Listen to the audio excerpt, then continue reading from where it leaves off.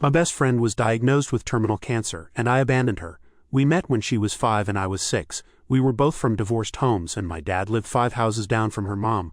I don't remember the details of her family's custody arrangement, but her mom basically had full custody, and I was 50-50 between my parents. When I was at my dad's, we were inseparable. We were polar opposites in personality, but loved all the same things, and both had huge imaginations, where I was brash, outgoing, and loud. She was gentle, soft, and quiet.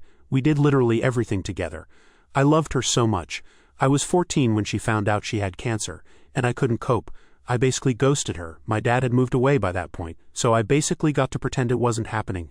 Out of sight, out of mind.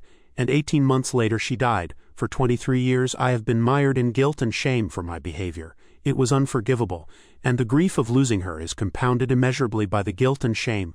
I hate myself for what I did, and I feel like I will never be able to heal it, comments said. Your positions were reversed, and you were the one who died from cancer, and you were able to watch the friend who you love so dearly from some better world, watch her do something terrible as a young, overwhelmed girl, and see the person you love spend her entire life in anguish for her mistake, long after you had forgiven her. What would you say to her if you could? There are grown adults who cannot handle someone close to them dealing with cancer, and they handle things even worse than you did. When my mom was diagnosed with cancer, she had friends who wouldn't let her in the house because they were convinced they would somehow catch it from her. You were a child. No 14-15-year-old ever truly understands the finality of death. You need a therapist who can help you process the grief of losing your friend and also the grief of not being there for them. This was a terrible situation all the way around. This isn't an accusation, but please don't reach out to her family.